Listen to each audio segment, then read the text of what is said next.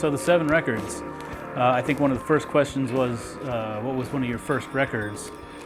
And it was this one right here. My brother and I had a little Fisher Price record player when we were, I was like 3 or 4, and we had, the soundtrack to the Blues Brothers, and just listened to it over and over and over again. I mean, those songs are just burned into my subconscious. But it's also, that's where I learned who all's in that. Ray Charles, James Brown, Booker T and the MGs is the band, Aretha Franklin, John Lee Hooker.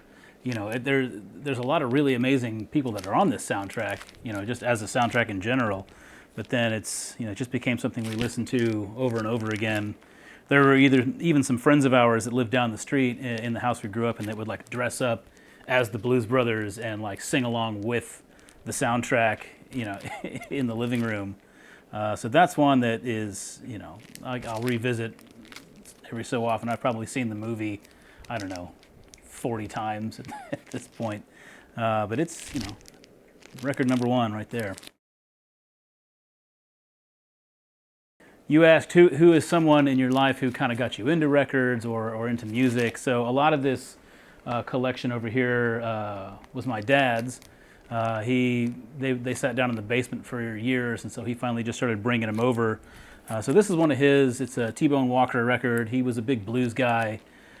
He used to live across the hall from the guy that ran the Grand Emporium, and so they would buy records and listen to a lot of blues records, and so that's kind of how I got into that. I've got a lot of blues, and it took me a while to kind of come back around to it. When we were kids on road trips, my dad would punish my brother and I when we would be in the back seat making noise by making us listen to blues. But that's when I started getting into playing music. That's one of the first things that I sort of gravitated towards, and so we would go down to BB's Lawnside and watch the Lonnie Ray Blues Band play, and then come home and play music, and that's a kind of an important one.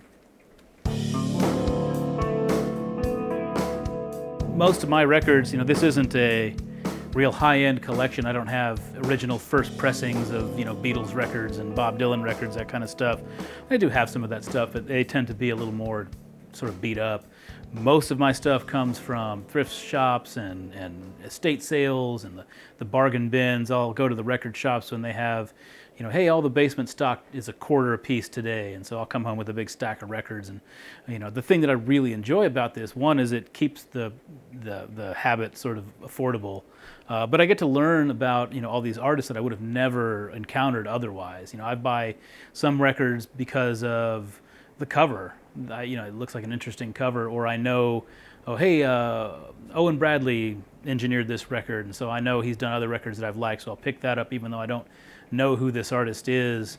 And you learn a little bit more about some of these people that had whole lives and careers that you've never heard of.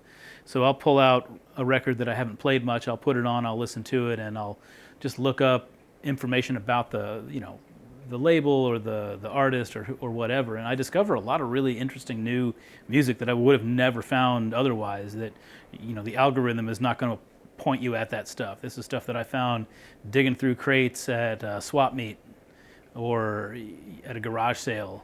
Someone will give you their grandma's old records, and most of it's going to be the Ray Conniff Singers and the London Philharmonic doing Fiddler on the Roof, crap like that just goes right back out the door.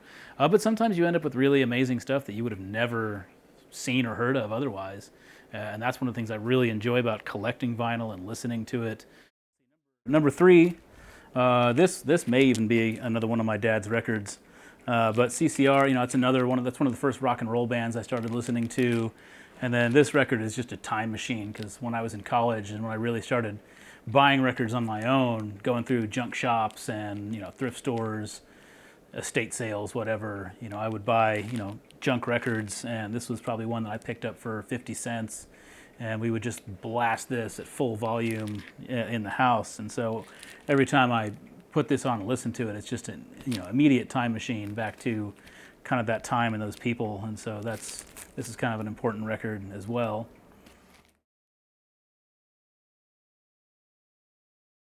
Like I mentioned, I've also been a musician for a long time, or at least a drummer. And we would do these tribute shows, and so this was one of the first records that we did years ago. that we just learned a record all the way through and played it front to back. So again, it's kind of a time machine. It's kind of a, personal history, but it's also music that I really love. And so this is another one that I'm always drawn back to, that I go over again and listen to when I'm feeling nostalgic.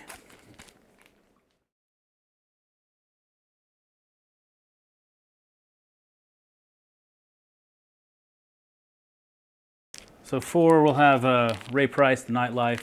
This is one, again, I've played in country bands for years and years, and we've played a lot of these songs. And just this album in particular always resonated with me. I enjoy this era of country music a lot. Ray Price is one of my favorites. I've probably got, of all the artists I have over here, I probably have more, by one artist, I probably have more of Ray Price than anyone else. One, because they just made shed loads of records.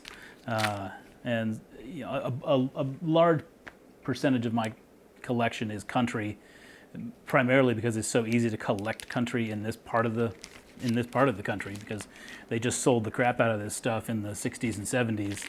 And so when you are flipping through estate sales and junk stores and thrift shops, you come across quite a bit of this stuff. You don't find as many R&B and soul records and blues records. Those get snatched up by collectors. But if you're into Ray Price and Willie Nelson, then you can always find something for $1.50 somewhere. And as you get a little more discerning, you start finding better copies. So I've got bunches of albums that I've bought several times over the years, slowly increasing the quality of the actual pressing that I have until you actually find a pretty good one. And this one I think I actually got free in a pile of records that somebody was getting rid of.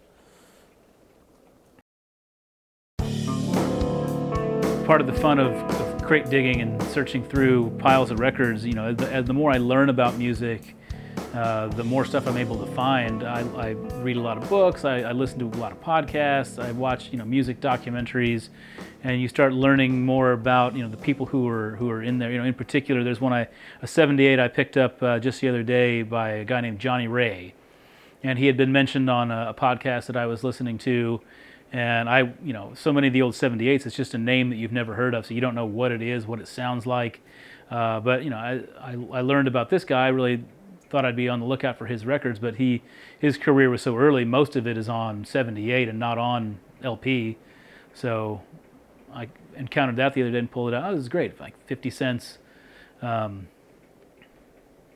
so there isn't any one thing in particular. I think my collection will kind of change over the years. I used to want to kind of collect everything, and eventually you start running out of shelf space and you start getting grief from those around you about how many records you have.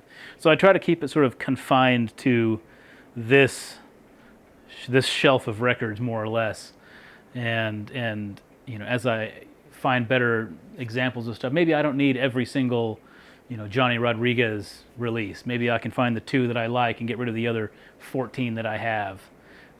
Do I need every single record put out by some particular artist? Probably not, unless it's somebody that you're really into. 6, so this is one of the only newer records that I have. This is Willie Carlisle. He's kind of a local guy. Most of my collection, I don't have a lot of post about 1980, and that's just the nature of what I tend to find and the stuff that I'm drawn to. But whenever I'm out at shows and seeing newer bands, I'll pick up a copy of their record, especially if they have it on vinyl. So any of the new records I have tend to be fairly new within the last 5 or 6 years. So there's just a gap between about 1980 and 2015 or so. So this is Willie Carlisle. I really enjoy him and his music quite a lot. My wife's a big fan of his, and so we always try to go see him whenever he comes into town. He used to play at the Westport Saloon a lot for small crowds. Now when he comes to town, he's selling out kind of bigger venues, and it gets harder to get a ticket to. So he's a guy to watch out for if you enjoy his kind of thing. So for my last record, I picked one. I picked it more for what it is than necessarily like who it is. So this is Riley Puckett. This is an old 78. I picked it because it's exactly 100 years old this year. So I sort of accidentally got into really vintage music. I picked one of these machines up at a garage sale because I thought it would be interesting, and it didn't work, and I learned a little bit more about them, and so I bought another one, and it mostly worked, which was this one. So I bought a third one to then part out to make this one work, and it still has a few issues, but it does work pretty well. This machine in particular is called Brunswick, and I like it because it'll play all these different formats. So you've got this, which is a standard 78 you may have seen, and these were made up until probably the early 60s. But it also plays a really old format called an Edison disc, which is one of these, which is a ceramic discs. These were made around 1900 to about 1925 or so. And then they sort of lost out to the 78s, but I have boatloads of these, boxes full of them, that I haven't really had the chance to go through and catalog and grade and all that yet. So that's another kind of fun thing I get to do with music. But this one, we don't have to worry about YouTube taking this down because it's well in the public domain. So for these, little steel needle that you're supposed to replace every time you play a record. You put a new needle on, so you'll go through quite a lot of needles. But they come in little packets like this of 100, so they're not expensive. But I was impressed by this, one, that it still works, but two, how well it sounds. This is completely acoustic. There's no speaker. There's no electricity. The inside of it literally is just a big horn that's built in on the inside. But here you go. Riley Puckett from 100 years ago.